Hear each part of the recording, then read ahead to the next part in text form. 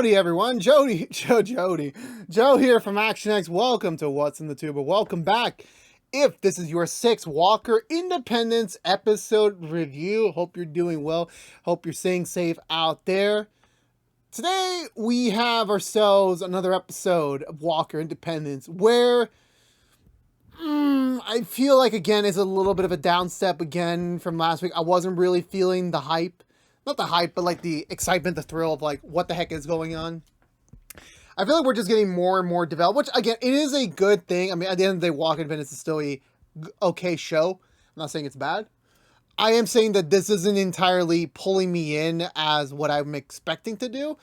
And it just like, yeah, it's putting in more pieces, expanding the mystery, expanding the lore of this time period, which I do appreciate that.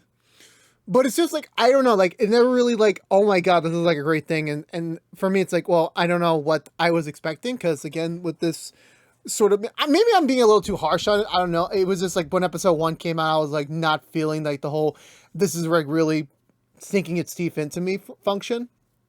But maybe if I talk about the Butcher recap, maybe I'll change my mind. It's just like, at the end of the day with this episode, I wasn't feeling like, okay, I'm interested on where you're trying to go with this. I'm interested to see what it ends up being, but this wasn't like the episode where I was like, oh my God, this is such a like a heartbreaking development or something. Like, I don't know. I kind of was expecting certain things, which is okay to be a little bit safe and predictable and tell a good story. But you know, when you have so much other competition around the TV world, you kind of really need to start standing out a little bit more so that you don't like just fall under the wagon, if that makes sense. But anywho, let's go for the Butcher recap and talk about this week's episode of Walker Independence. So we begin with where we picked up last week, where the deputy tells Caliban that I don't think it was Tom. I think I have a good supporting theory that the former sheriff of Independence, Otis something, was the one who killed Liam, because I have not seen a very much of a lick of him since I haven't seen him in town since, you know, he of his early retirement. And of course, when Liam was around the time of his death. So there might be a decent theory that he might be the one that actually killed Liam. But of course, it's only speculation. Everything that he's saying right now is also speculation.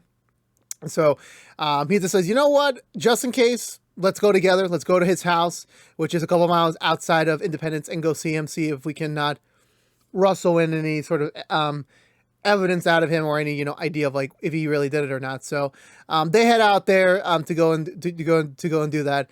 Meanwhile, Kate is visited by the other investigator that she's giving information to once in a while, and he actually is actually a little bit early to their meeting because he was supposed to come later on, but because when Kate's cover could have been blown and everything, he took the next train out there to go see her. It's also revealed during the scene that they used to have like an intimate relationship, but that ended for whatever reason, and he kind of wants to pick it back up again, and Kate's like, no, I'm not really feeling it, to be honest with you. So, but she tells him that, yes, I have a feeling that Tom Daverson is involved in the whole conspiracy with everything going on right now with the town. He could also be responsible for murder, and I have a witness in his wife that could testify against him. And he's like, okay, good, but reminding you that she would have to testify in front of everyone. So if he could still be innocent or guilty in a court of law. So if, regardless of what happens, it will be spoken on record, which will put her in danger if the wrong people decide to like cross her off or making her pay. She tells Abby this, and she, lets her know that there is a risk for testifying and everything. She understands, but of course, even with her word right now, they still don't have a strong enough case against him. So all they can do right now is, just continuously look into Tom, figure out if there's anything else, red flag awareness that they can do, and figure out what's going on. Meanwhile, for Tom's side of things, Tom's finally actually being a real boss for the saloon / hotel, looking place. He's ready to actually start making some money over here. So he decides to figure out what is the best revenue right now to do so. But before we get to that thing, and I keep jumping around here, I apologize. I had a long day. Hoyt is catches up back with Luisa's dad, who's only in town today because the rest of his family's off visiting relatives. So it's only him and his staff on site today for their ranch. And it's the last few weeks have been kind of rough for Hoyt on the Louisa family front, because we assume he likes her. We assume that he wants to be with her, but her family's more inclined, more taken by Caliban than him. So he's just kind of like, oh, maybe I fell out of the loop with things. But he's like, no, you're still one of us. I consider you part of my family. And when your dad was the one who suggested us coming to Independence and starting this thing. And what's ironic was that he mentioned he said there used to be a tree where we founded this part of town. There used to be a tree there, but it got torn down when they built the side step, which I'm like, oh, so Independence, or at least this segment of Independence, would eventually be Austin. So, I mean, it kind of goes without a given that, yeah, this is all in relation to, like, everything going on. Like, yeah, this is still the same area, so the Walkers have always been here. Like, obviously, that was going to be without a given. I just never really, like, I never really put the pieces together. I thought it was just like, oh, Texas is a vast area, and this is just a forgotten part. My other working theory was, like, when inevitably Independence ends, and we just, like, maybe get, like, a flash forward where, like, the Walker family, like, our Walker family, just finds the old lands of Independence, like, somewhere in the rural area of Texas, and they just look around just wondering of their history while we already know about it. That would have been an interesting tie-in, but I keep forgetting, like, oh, no, so it is the sidestep area. It is. And he still considers Hoyt to be part of his family. So that's still a good sign to, like, okay, the dad's still good with me, so I'm still got the green light, when eventually the time does come. Anywho, so after that point, so Davison calls in Kai to get some advice on, like, how can we spruce up the town? How can we, like, draw in revenue? And, Kai mentions, well, when I was back in the railroads, I was part of a fight club where, because my team was understaffed and underpaid, that we would have to do fight club to be able to make more money on the side, because we weren't going to, like, survive just based on the wages we would get at that job. So that's what he did. And, like, that gives Davison an idea to have a fight night in the saloon. And also around the same time, he gets a visitor that his family send probably to, like, continue their trek to, like, take over the town and everything in the surrounding areas. So he's in town as well to help out with that.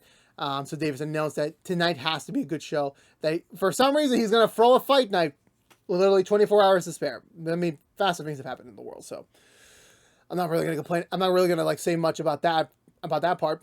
And Kate's going to help organize it because she has no choice.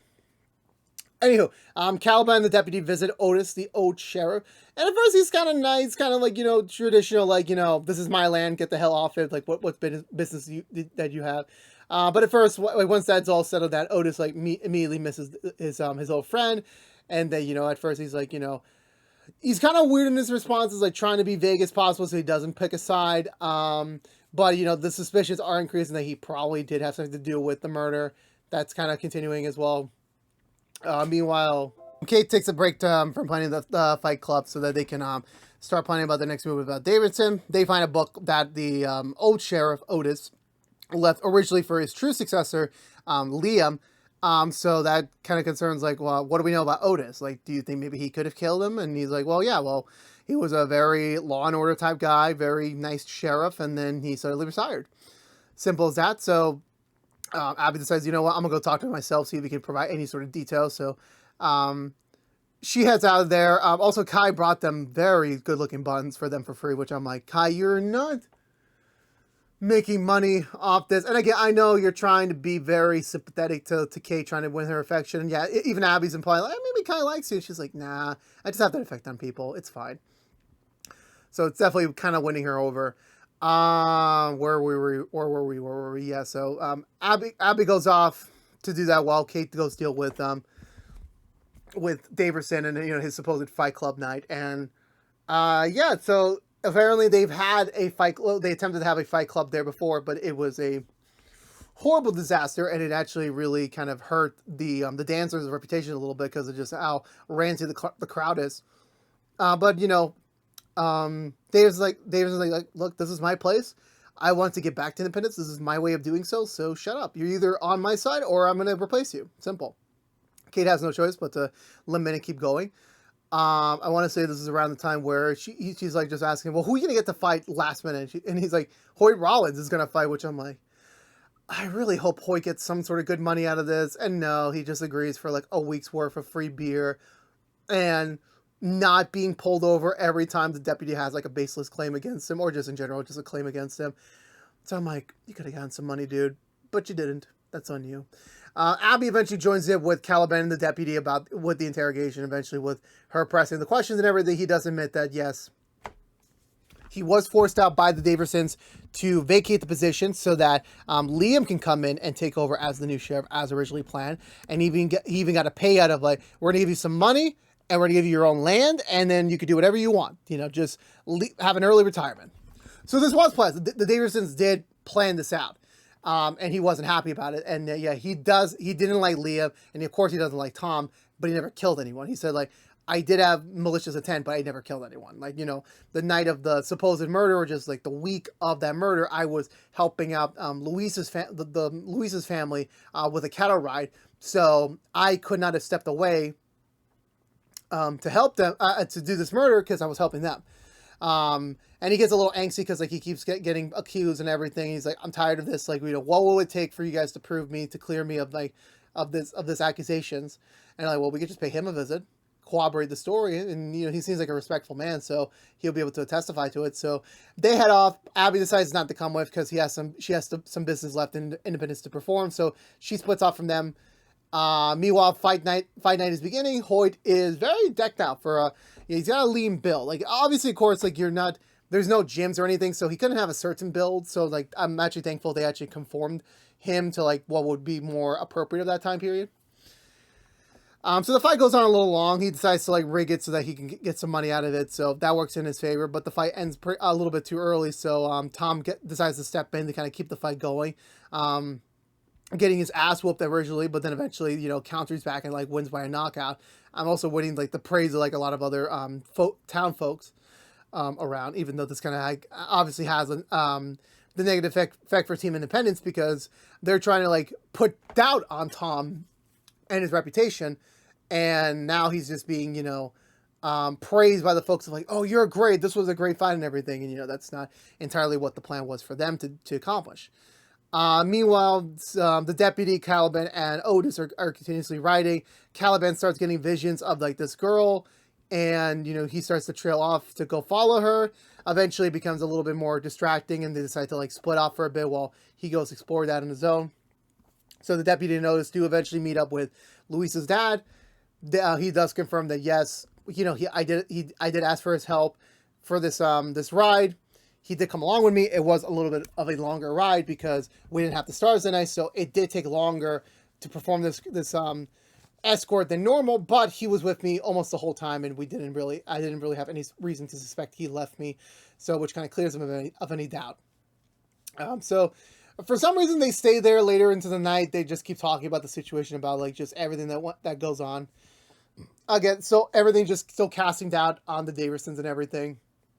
However, they hear a gunshot in the distance. They run for it, and they find Luis's dad dying, but with an arrow in his thing, and Caliban standing in front of him. So this is like giving me some big old Stargirl vibes, like, you know, just poor planning. Like, did Caliban actually kill him? I really don't know. It looks like it's implied that he killed him, but you know we don't know entirely what the hell's going on. Even Hoyt shows back and is like, no, the only person who actually gave me some slack. How will I ever get the blessing now? So that's, you know, this is not really good for the family, to be honest with you. So now they're kind of screwed on this front, because you know Caliban's like going to be suspected guilty and everything. So yeah, we cut to the next morning, and the fight night was a success, and Tom's reputation continues to increase with the town folks being praised for his, you know, his last minute, you know, bravery of getting into the ring and everything. He's also thanking Kai because like during the fight he was sucking a little bit, but Kai gave him some advice on how like a little bit of a trainer. Mine says like, you know, you and me teaming up together, we can make some big money for this town. We can make some big money. So they decide to form a partnership. Again, Davidson is forming his pieces. He is putting Kai against the others because he knows that he's a valuable asset, and they enjoy a very light, delicious breakfast of dumplings.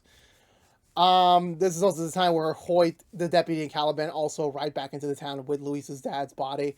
Again, whether or not she's in next week's episode to actually react to it is going to be a big question, because we haven't seen her in a while, so that would be a big uptick in her story. Also that night when Kate is like, also lamenting the fact that, yeah, David Thomas got in a big ego boost right now and a big, a big opinion boost about him. Abby actually was questioning the fact that, Liam was like a little bit too greedy with this and a little bit, everything was like kind of getting too corruption-y for her. So she goes to the bank requesting to seize Liam's funds for the account he already had there when he was supposed to get ready to move to Independence. And she finds that there was a big deposit from the Davisons before they left Boston, $7,500 in his name before they left. So he knew about the buyout. He knew that, Liam was also getting paid to come to Independence to be the sheriff. And Abby's doesn't care about that part, but the fact that he lied to her, like, that the perfect example of like him being a caring husband is tainted, and she's not really happy about it, because like now she has to wrestle with the fact that, like, yeah, her husband wasn't perfect, and yeah, he's dead, but what else did he know about before his death that may have led to his death? So there's still more questions on that front. And I think even at the end, like when they're passing for the body, and Tom, like, is like, on top of the world here, like, now that, like, everything seems to be starting to come up his way, he gets sliced open. Well, not sliced open, but like he gets like a slice mark from a knife by some unknown character, and he starts bleeding out in the middle of a laundry field. Like he's bleeding out a lot, and considering the fact we just had what's her name? Louisa's dad just dead from an arrow shot with a lot of blood loss. I don't think Tom's in the same scenario as well. Like he's gonna live through this. I could be wrong though. They gotta drag out this mystery somehow. Otherwise, there's just a whole new element in place here that we haven't even discussed about yet. But that was it for this week's episode of Walker Independence. So even talk about it more, like, yeah, I appreciate the fact that they are like casting doubt on some things.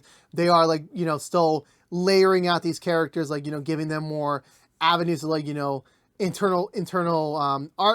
conflicts and everything, and just wondering what is the truth here? Like, how deep does this corruption go? Like, how planned and methodical was this whole takeover really is? And, they're just, it's all a big bag of question now, and they just added more questions to the fire.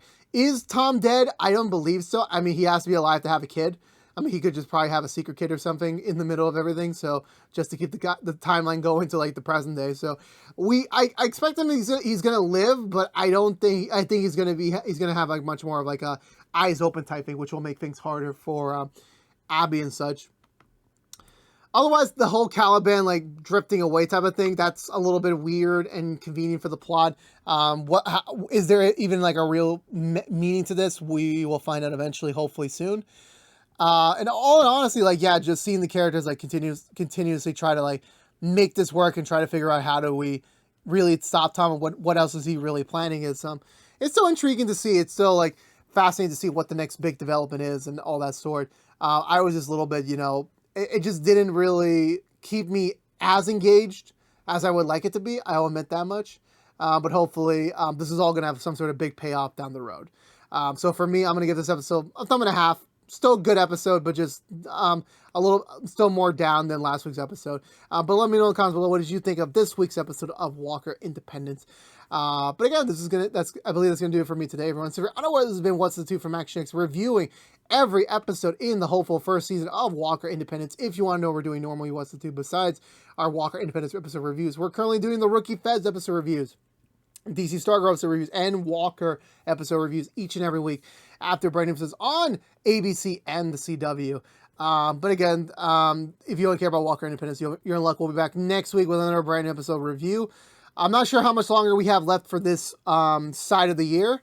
I'm pretty sure we'll probably get like 1 or 2 more episodes before we go on our winter break.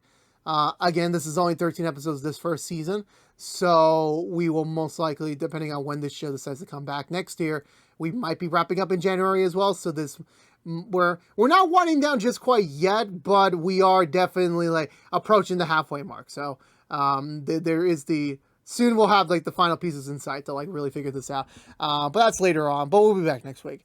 But again, this has been What's the 2 from ActionX. Please subscribe to us on youtube.com/ActionX videos. Ring that bell for notification when our next episode reviews live.